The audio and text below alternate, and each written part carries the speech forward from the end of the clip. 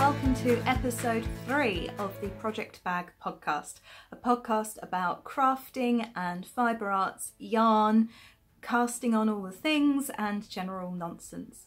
I'm Gemma and I'm coming to you today as ever from my home in Kent, where I live with my husband and my 2 cats, Archie and Kit 9. Welcome back to all of those of you who've just chosen to subscribe or are just popping in for another view. I'm really pleased that you've chosen to spend a little bit more of your time with me this week, and welcome to any new viewers who are trying the podcast for the first time. I hope you have your knitting, something simple, because there is a lot of nonsense in this and I don't want to distract you from your counting too much. And I hope you also have something to drink with you and are ready to settle down for a bit of a crafty chat. Gonna do the podcasty thing again, talk about my mug and my tea. The mug is, again, my favourite Project Bag mug because it's got my logo on, yay! For those of you who don't know, I am the maker, designer and tutor behind the Project Bag.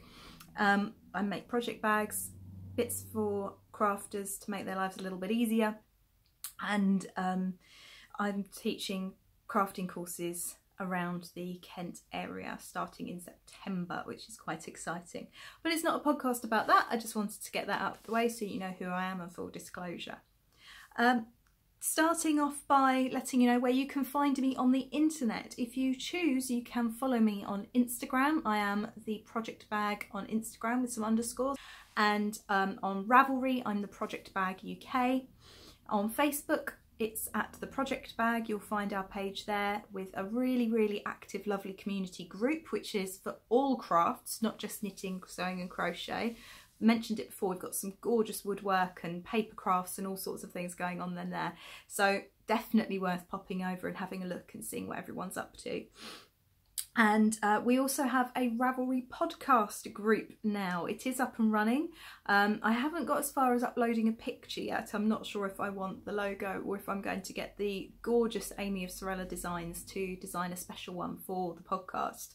So at the moment it's a bit blank and boring, but get along there. There will be some knit alongs and crochet alongs and make alongs going on in there in the future as well, and hopefully it'll be a great community place for viewers of the podcast to hang out and talk crafting. I've got to tell you about the Feels Like Summer Cal, which is a Feels Like Summer craft along. I'm running it through the Project Bag Club, which is the Facebook group that I mentioned just a few minutes ago, and what it is, it's dead simple.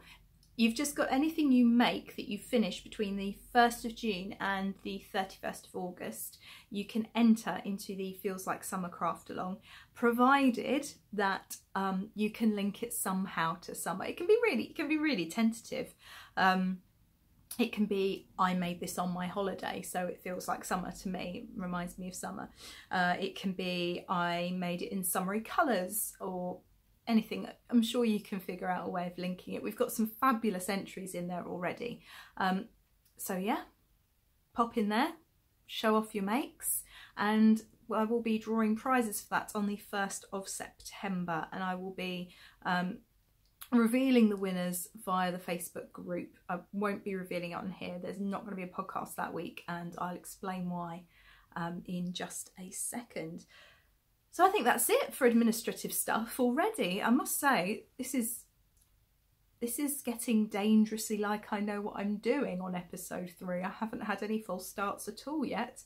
I'm now worrying that something's gone wrong and I need to restart. Can't think of anything. No, my knitting's here. The stuff I'm going to talk about is here beside me.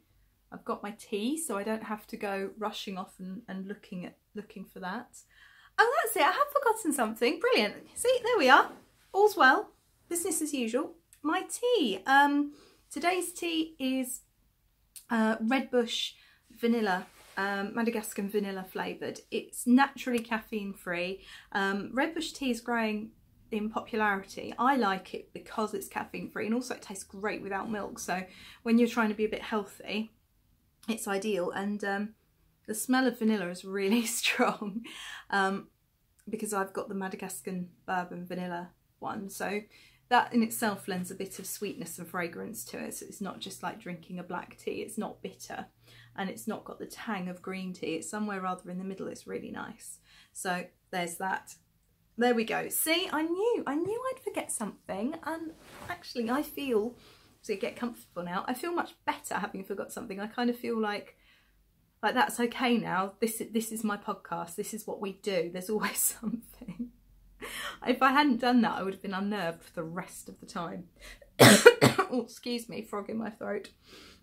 That reminds me, actually, my cousin a few years ago, my grandma said that she got a frog in her throat, and my cousin was very small, I think he was 4, and he went, "Have you? Is it green? Can I look?" How cute is that? Shall we get on to the main stuff of the podcast? Why not? Finished objects. None. No finished objects at all. I did say to you in the first podcast you weren't going to get a lot of finished objects from me. And then I broke that straight away by having finished objects in both the first and the second episodes. But genuinely, I've got no idea what that was that just went past. If you heard that weird kind of tinny ding, ding, ding, no idea. I've got the window shut and it's actually quite warm in here. But I think that might have broken through. Sorry about that. Do you know what? I tell podcasters all the time, when you get watching a podcast and they say, "Oh, I'm really sorry if you can hear this noise," I always say to them, "Well, what are you worrying about? Don't worry about it. We all understand. You know, you're not in a soundproof box. This is a sit on your sofa, have a chat with people about crafting. There's going to be some ambient noise." And here I am apologising, so I shall try not to. Where was I? Finished objects. There we go. No finished objects, but there have been some significant progress on my 2 whips. So you remember last week, just reach across and get it, that I shared with you that I was doing the bit of rustling now. Sorry, again, I'm doing the podcaster thing and apologising for the rustling. I was doing this cardigan for my mum's friend. There we go. It's looking a bit battered, this pattern now, there's a bit of glare. Can you see? So it's in kinky calypso. It doesn't have a name. It's pattern 5042. Seems to be a very ravelry thing, an indie designer thing to name your knits, but I quite like it. It sounds a bit nicer than 5042. So I'm going to refer to this as the calypso cardigan purely because I'm knitting it in, right way up, Gemma, come on, kinky calypso yarn, which I showed off to you last time. There's been quite a lot of progress. Last week I showed you that I'd done the band, the ribbing, and I said what follows now is 100 rows of pure stockinette with a little bit of rib at either end, and I will probably not get it done because it's just stockinette. I will probably avoid it like the plague and do everything else. But look at that, I have actually done the 100 rows of stockinette, and I was so pleased. And I'm actually onto the armholes, although there's no shaping for the armholes.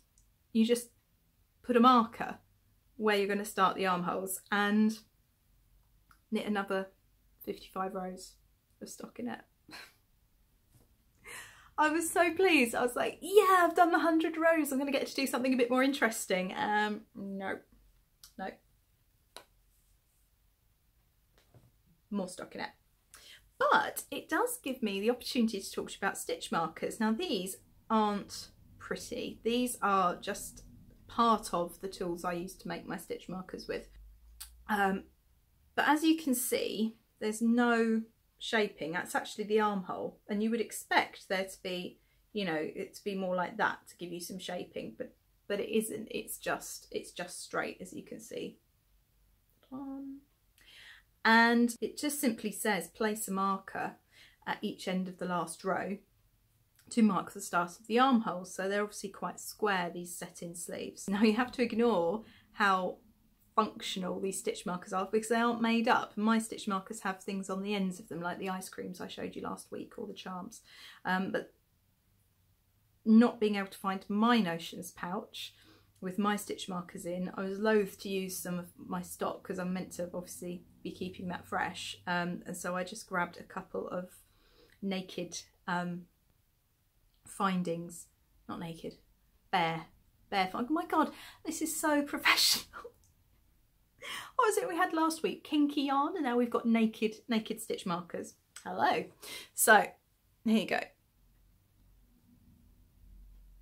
So you see that stitch marker is being used in this sense like a progress keeper, because I want it to stay there in that place to show me where the armhole started. So show you again.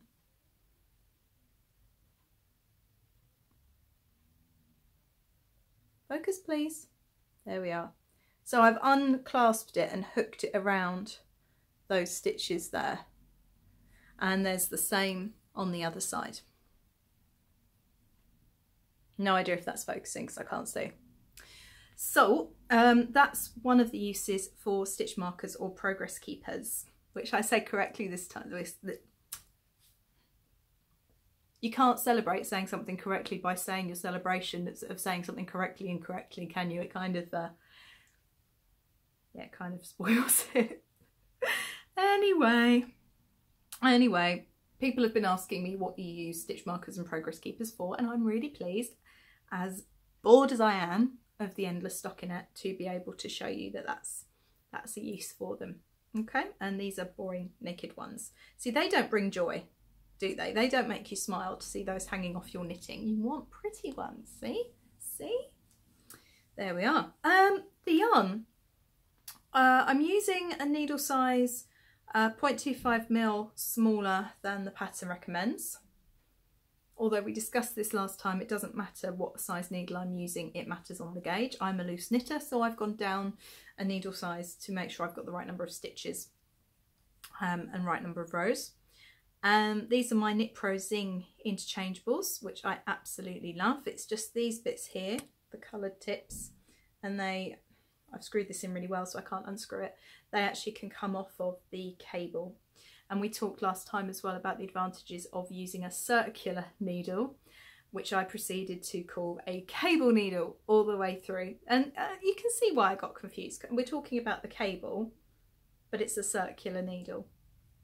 So there we are. And that is holding the weight. And that's actually quite substantial. That's 100 grams hanging on there. And actually it can sit in my lap and rest. And then I can, without having all this yarn hanging off either end of my needles and giving me wrist stake, which means I can knit a bit more. I've done 2 rows, so 53 rows more of stockinette, and then I get to shape for the back of the neck and it's done. So almost half of this again. And I think that just shows that it's going to have quite large armholes and quite a boxy finish. It's very much one of those cosy, positive ease, wrap yourself up in and feel snug in the autumn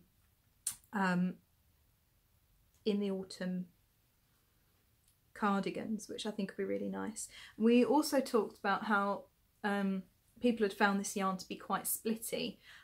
I am still not finding that.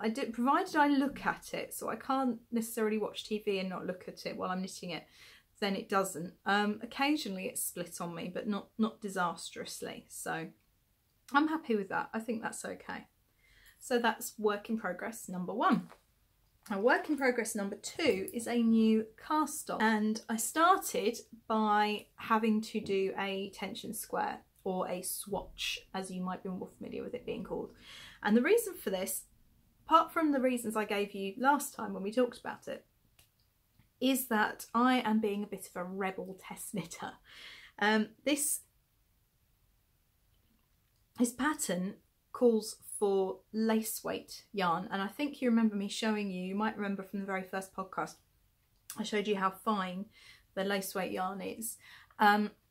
And I didn't have lace weight yarn that I thought would look good in this particular project, and I wanted to do it in fingering weight. And the designer, Emily Walton, who's absolutely gorgeous, lovely person, said she was happy for me to do it in fingering weight, provided obviously I got the right tension and the right gauge, right number of stitches.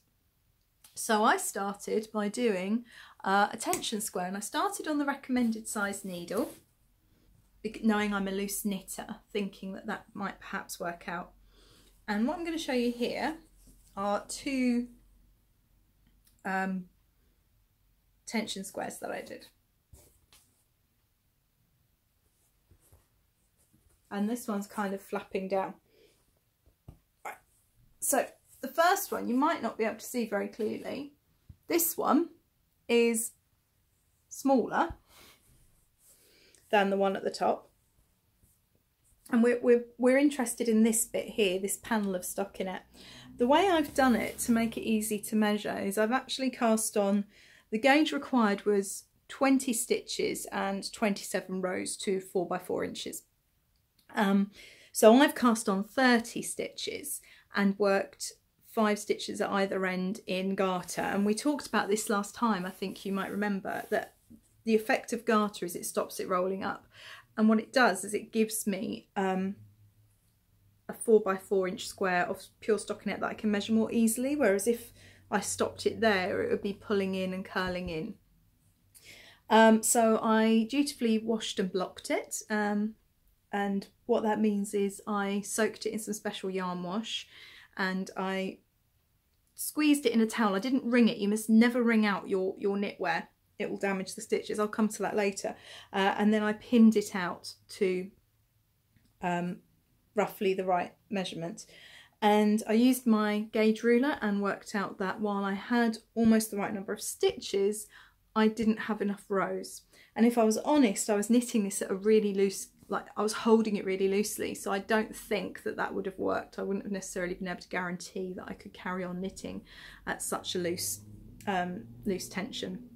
So I went up a size needle to a size 5. I started on 4.5 and did this one. And as you can see, this one is a wee bit bigger and the fabric's a wee bit looser, and you can see those stitches are a wee bit bigger as well. And that gave me gauge. So it took me a couple of nights to be able to get started on this project, and I was feeling a bit anxious about it because I said to you when we were talking about the Lara socks that test knitting is great because you get first go of something and you get one-on-one pattern support from the writer of the pattern. So if you've got any questions, you can actually ask them, which is brilliant.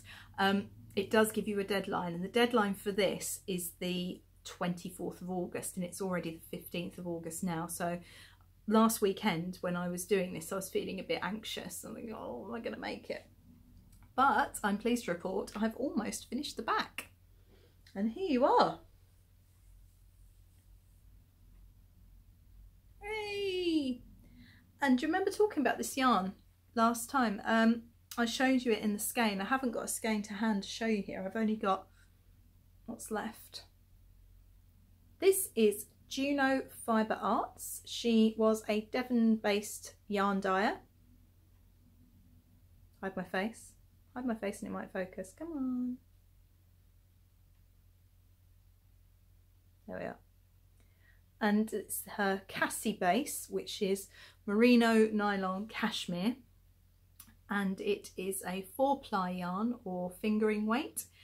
And it's in the oyster colourway, and it's absolutely beautiful because at first glance it does just look like a beige, but if I hold this up again you can see all the tones within it.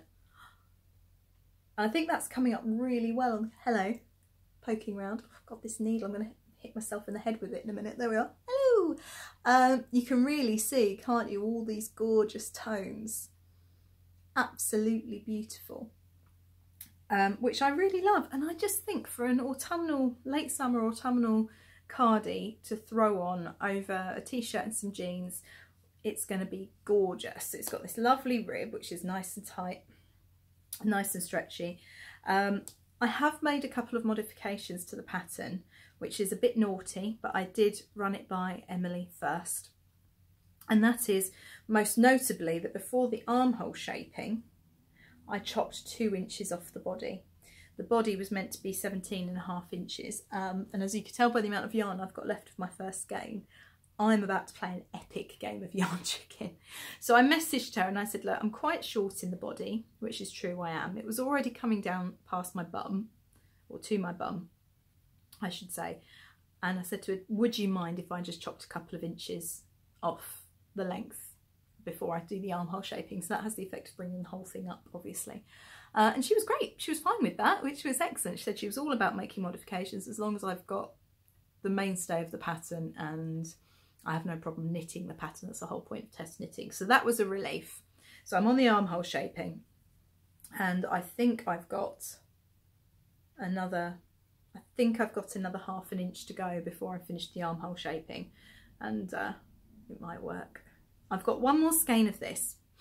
It's 100 grams. I think it's about 425 meters. So I've got one more skein of this, and I think I'm going to get away with it, because from what the designer said, this cardigan is gorgeous. It's not actually designed to meet in the middle. It's or to be done up. It's just a nice little drape. So I think from what the pattern says, it's going to be nice and narrow, and I'll be able to get away with it and do the hood in the same colour. If not, I might have to do the hood. I might have to do the hood in a different colour. I have put out a call on Ravelry to see if anyone else has any of this colourway. The problem I've got is that Juno Fibre Arts doesn't dye anymore.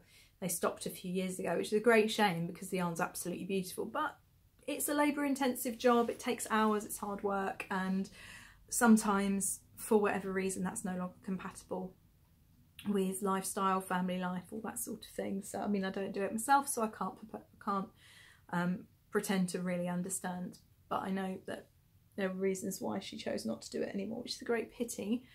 But it means I can't get any more of this yarn, so it means that if I lose a skein of yarn chicken, I'm gonna look a bit silly. I mean, I suppose I could undo these, couldn't I? That would give me a bit more. You never know, that might be all I need to do the finishing off. Sorry, kicking the tripod. And that's it. That's it for whips. In fact, that's it for knitting completely. Not even 20 minutes.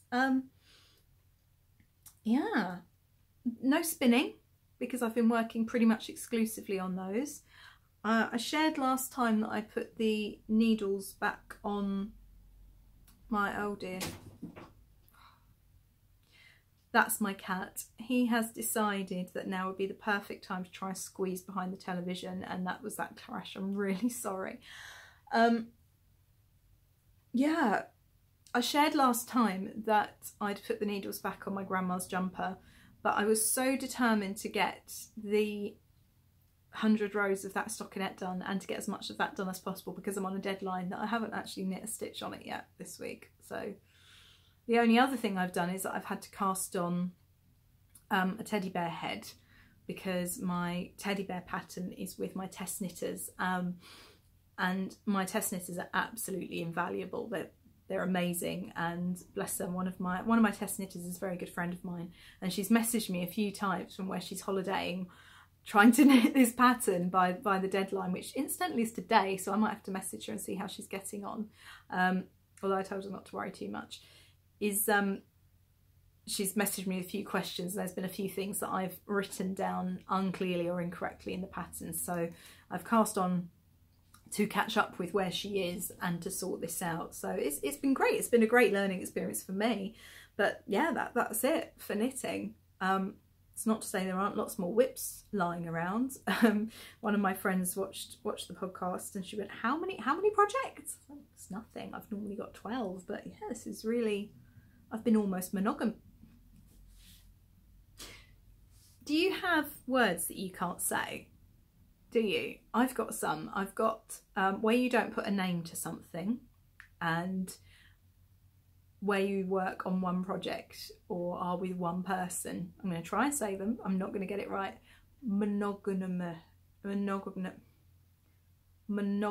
I can't do it. I'm going to put the word here. You all know what it is. And the other word I'm going to put here as well because I can't say that and that will totally embarrass me. So there it is. And with that one, oh, the number of times in my classroom my students would all sort of yell out the word at me because I couldn't say it. Oh goodness, so embarrassing. What are your words that you can't say? Drop me a line in the comments below. I'd love to hear them. I'd love to see what other words people struggle with. I mean, I used to be a bit of a laughing stock for not being able to say anomina. I can't do it. I can't. Oh, you're embarrassing yourself, Gemma. Stop. Okay. But being an English teacher, everyone was like, oh, you can't say that word, shouldn't you be able to say it? And actually it's a word that comes up a lot because there are lots of poems that don't have names put to them, so it's a real pain in the neck. But my year 7s seemed to enjoy it. They all sort of cheered and shouted out the word at me and were very helpful. But yeah, so no, I'd love to hear what words you struggle with. If you pop a comment, there's a comments box down below, you know, let me know. That'd be quite fun, I think, to see, to show me I'm not alone. Please show me I'm not alone. Oh, right.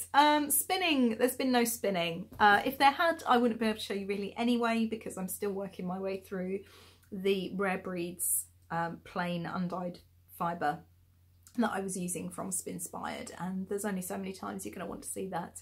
I'm hoping to get some more done this week, depending how I get on with my test knits, and then get on to the pretty fibre. I can't wait. I'm so excited to show you all the pretty fibre I've got, and then to start spinning it. But there hasn't been spinning because of the test knits, but also because there has been sewing this week. Yes, there has been sewing. I mentioned last time that I am taking the month off of shop updates because I'm working on new products and getting things ready for the project bag, and I have made some drawstring bags. I'm going to start with the first one because this will give you a giggle. I drafted my own pattern, and you can tell that maths is not my strong point, and you can tell that I'm not great with working out seam allowances because, are you ready?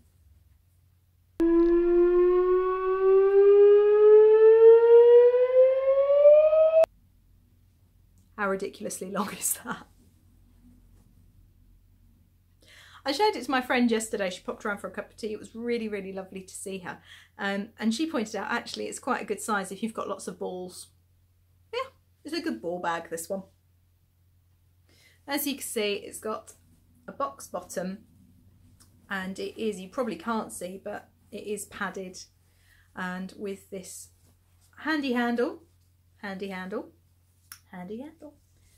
for carrying it with, and a drawstring. I was actually quite interested when I was making these bags, and I put out on my Instagram and on Facebook, you know, what do people prefer? Do they prefer drawstring or zippered bags? And it was really, really interesting to see. Lots of people have said that for smaller bags they prefer drawstring, as you can open it all the way through.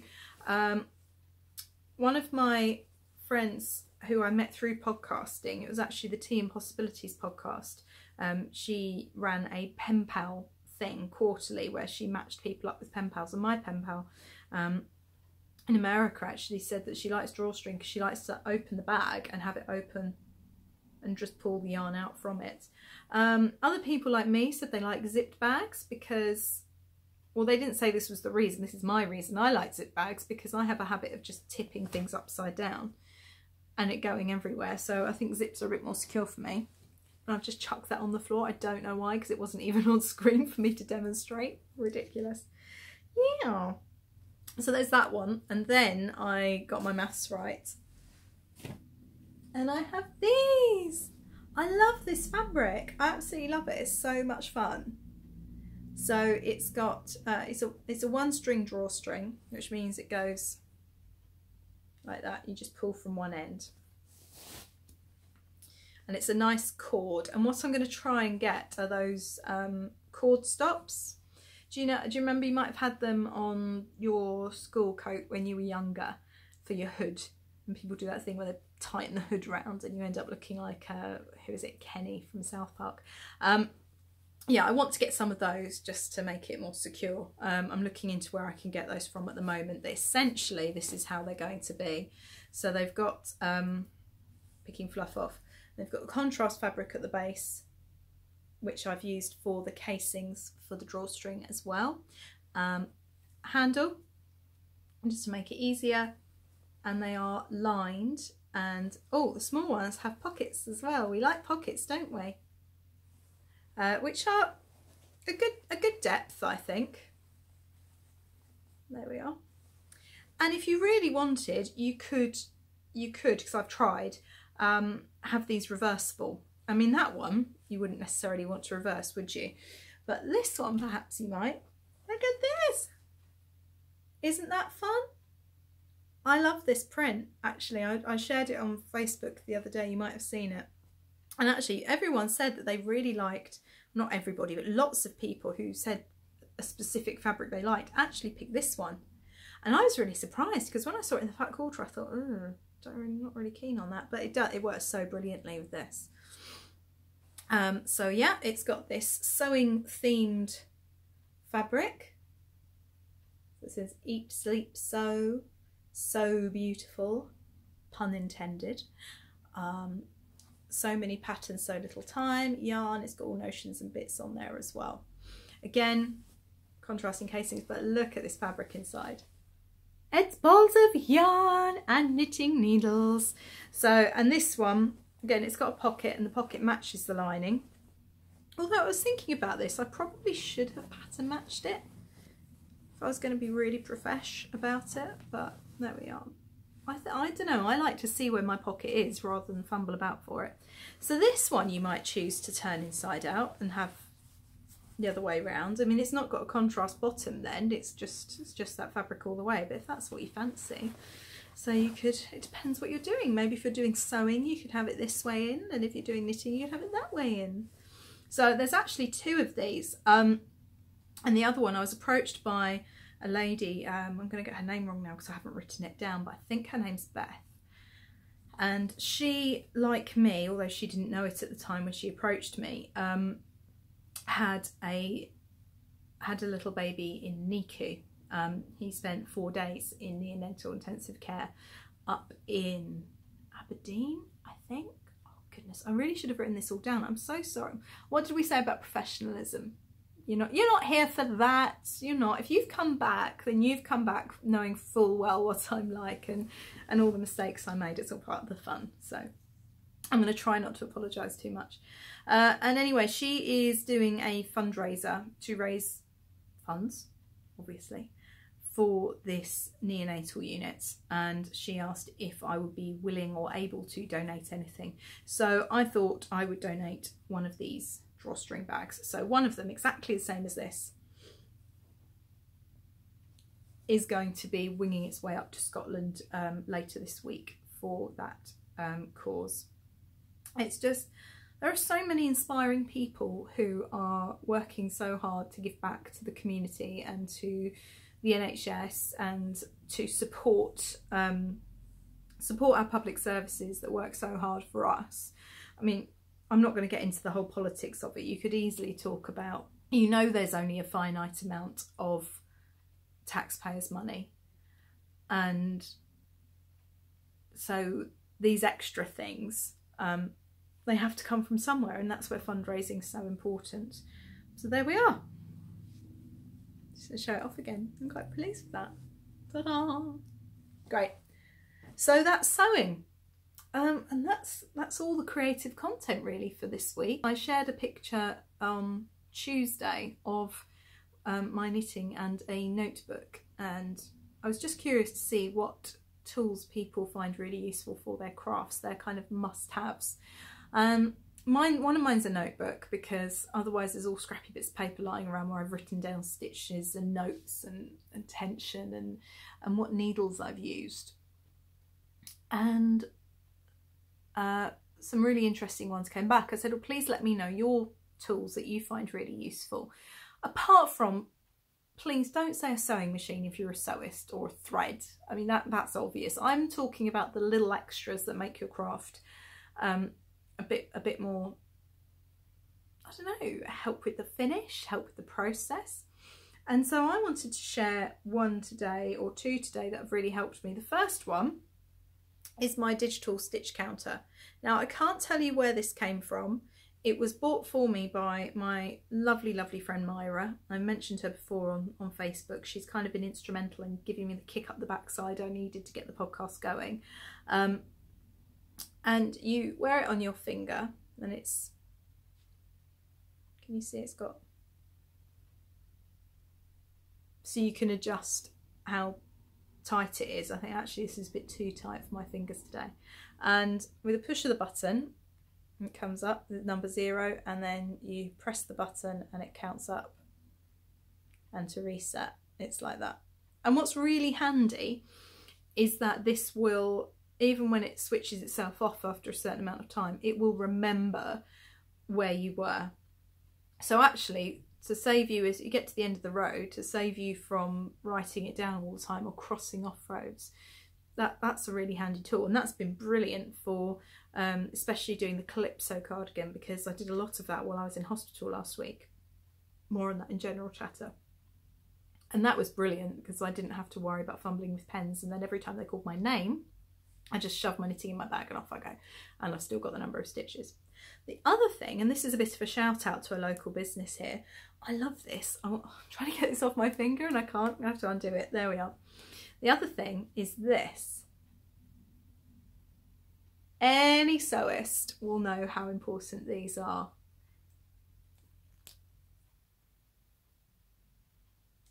Seam rippers. Really, really important.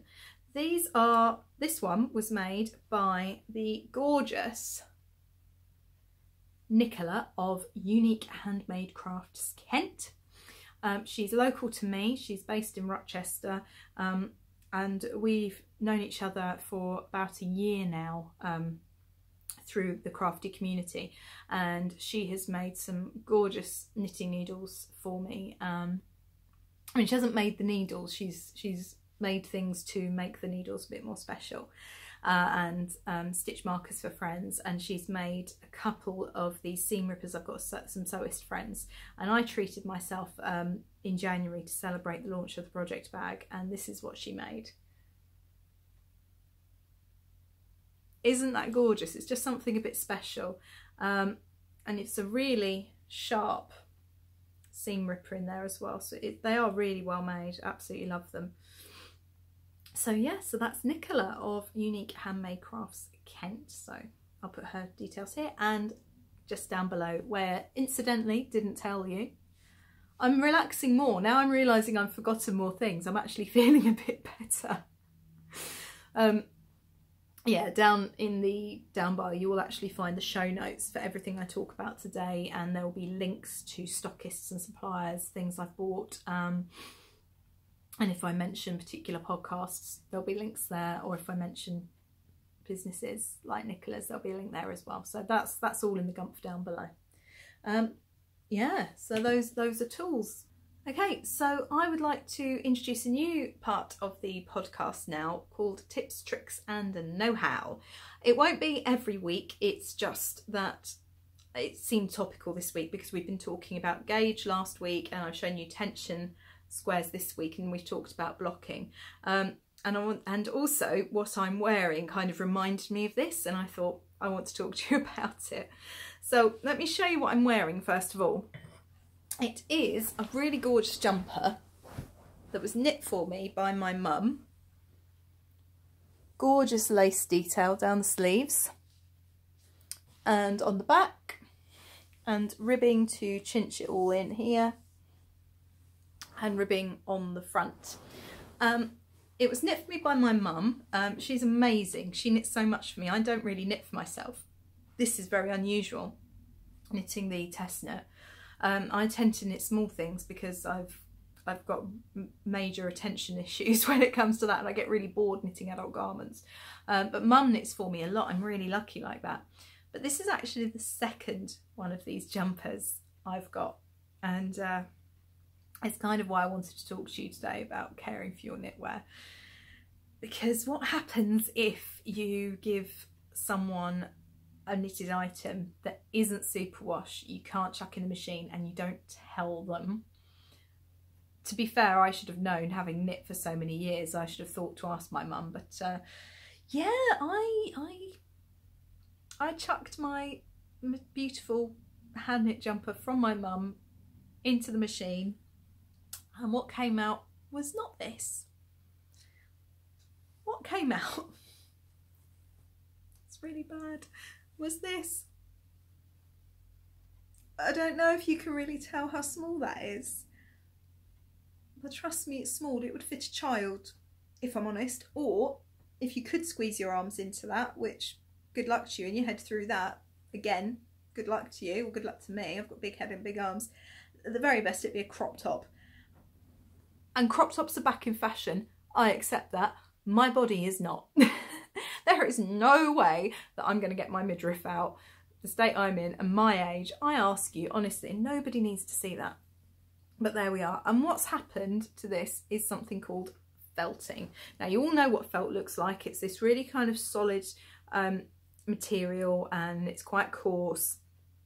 And it's made, traditional felt is made from fur and fleece. And there's this whole brilliant episode of Kirsty's Handmade Christmas where she goes and she learns how to make felt, and if I can find it I'll link to it below. It might not be on all four anymore, but yeah, it shows you the process. But you can also make felt by taking a non-superwash item and chucking it in the washing machine, and it comes out like this. Can you see the difference? You must be able to see the difference. You can see the difference between that and that. And here it's all knotted together and become one fabric, and it's not very stretchy at all. And it was, oh, I was so embarrassed. I felt awful. I took it out the machine and I saw this and I was just like, ah, because my mum had decided I was knit worthy and had splashed out on some really gorgeous yarn. I mean, you can tell how lovely it is because of the way it's knit up. And I hadn't thought to check. And I bunged it in the machine like all my other knits, and that came out. And I rang my aunt. I was like, I don't know what possessed me to ask her this, because obviously you can't, but I said to her, can you unfelt something once it's been felted? Yeah. And when she'd finished laughing and said to me, of course you haven't, you can't, what have you done? And I told her, I thought, I'm going to have to confess to Mum, because she's going to wonder why I'm not wearing this gorgeous jumper that she's knit for me. And so I rang her and she answered the phone with, you felted it.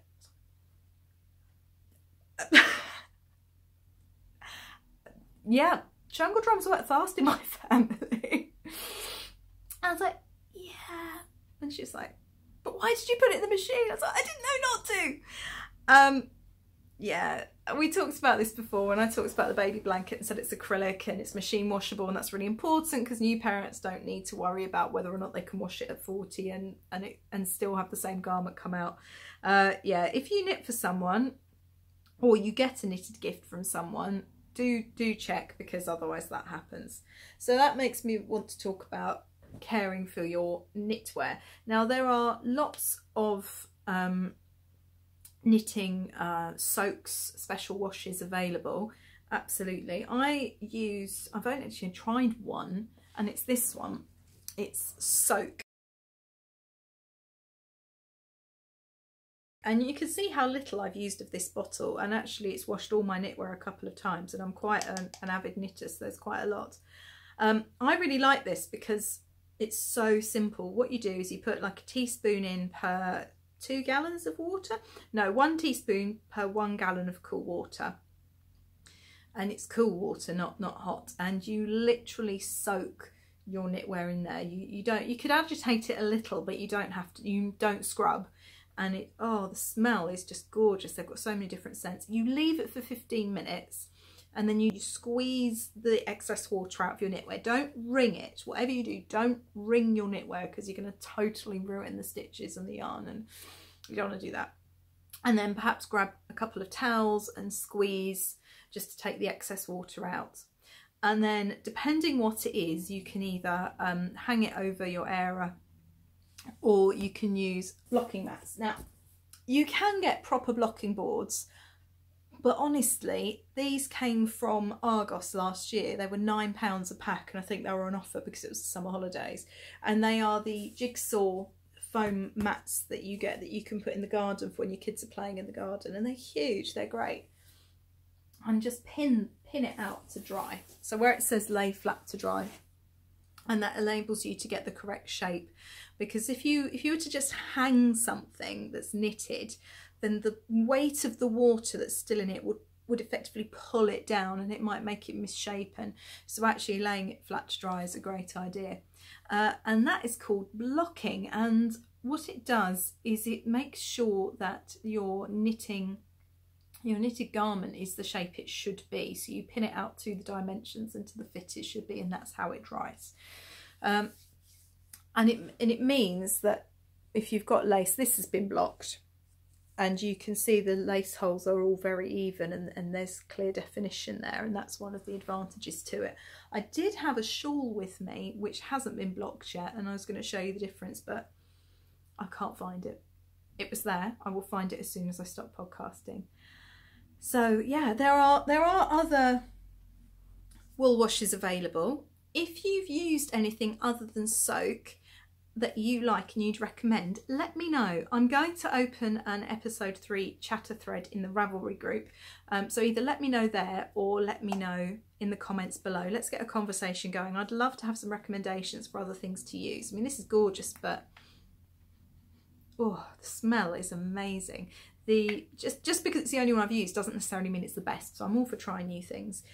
These ones come in a whole range of scents, and if you got yourself over to the Amazon,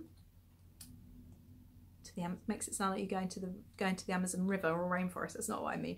Get yourself onto Amazon. You can actually get sample packs where they give you for something like a £5 you get 6 different scents, and you just get little tiny packs, which is essentially one wash, and you can choose the scent you like before investing in a big bottle. But there you go, caring for your knitwear. Do tell me about any knitwear disasters you might have had, any issues like that. That would be great. Tell me I'm not alone. I'm not the only one to ruin a perfectly good piece of knitting, despite having been knitting for 25, 26 years myself. Yeah, so that's why putting this on reminded me of this, and I thought it'd be a great thing to talk about. Okay, so on to general chatter. You got your tea? Oh, what's happened? Well, I didn't go to Devon. I didn't get all my car knitting done because I ended up in hospital last week, and some of you would have seen that on my Instagram grid. And I asked them for one thing in there. I said, when you put the cannula in, can you put it so I can still knit? No. They because I'd already had one in a couple of days before. They had to put it in a little bit higher up, and it was so painful. I couldn't knit. I need to learn to knit continental so I don't use both my hands quite so much. Nothing too drastic to be worried about, but there was some pain, and it's so important to get yourself checked out if you're uncertain. I ended up in so much pain I couldn't drive last Wednesday, and my GP referred me to A&E, and they thought I had done something quite drastic, potentially to one of my ovaries. They thought I'd twisted it, and if I had, that would have ended up in surgery, because if it cut off the blood supply, then essentially it's dying tissue, so it's quite serious. So if you have pains and aches and you know in yourself that something's not right, do go and get it checked out. It's so important. I mean, I'm really lucky it wasn't that at all, but it did mean being admitted overnight to hospital, and actually it was the hospital, which we found very difficult to do, and mercifully, I say everything was fine in that sense. We still don't know what it is, so I'm waiting on a scan. But that has meant that our trip to see family, that put the kibosh on that. We can't go this weekend either because my scan has come through for a Sunday. You know, go the NHS, 24/7 service. And so we won't be doing that. And we didn't get to go to Living Rainforests. So guess what I'm telling you is a whole lot of nothing's happened. I did make it to Knit and Natter this morning. We went to a friend's house. It was hosted there and it was absolutely lovely. Not a lot of knitting happened. A lot of nattering happened. Not a lot of knitting happened on my part because I spent the morning with this gorgeous ball of fluff on my lap called Claude. A big soppy boy cat. Oh, it's lovely. It's nice just to sit outside in the garden enjoying this cooler weather, which is more like our British summer, stroking this cat and getting black fluff on my knitting instead of the usual orange fluff, with him purring away and generally making me feel quite content. So that was really lovely. And also today, Verity from Truly Hooked shared this podcast to her page, specifically sharing the first episode where I talked about Lara, and sort of revealed that I'm her mummy, and this is what she's done, and it's just amazing the work she's done to give a legacy. And if you are someone who's found this podcast because of that, thank you so much for taking the time to watch Lara's story, and I've had some lovely people reach out to me already, and the support and love in this community, it's I'm going to set myself off again. I'm really lucky. I'm really lucky to have met some incredibly wonderful people, and to have such wonderful support from you lovely lot as well. So yeah, what's coming up this week? Not a whole lot. Lots of knitting, lots of resting, so there will definitely be podcast content for you next week. And yeah, that's it really. What have you been up to? How have you been? What projects are you working on? I'd love to see. Comment in the Ravelry group or join the Facebook group and show off your works in progress. I'd always love to see them. If you've got any tales of washing woe where you've screwed up your knitting, like ruined a project, or yeah, all those things we talked about today, words that you can't say, I really want to hear from you. I want to get to know you guys. It's so nice of you to drop in and have a cup of tea with me in a crafty chat. But it's a two-way street, this thing, right? So let's get the conversation going. I'd love to find out a bit more about you and what you're working on. Well, that's it. That's a wrap for the podcast. Hopefully it's come in under an hour again, and I hope you have a really lovely week. I hope the weather is good for you and you get to do all the things you're hoping to do, with lots of crafting. And yeah, I hope you join me again next week for another cuppa and a chat. Take care. Bye.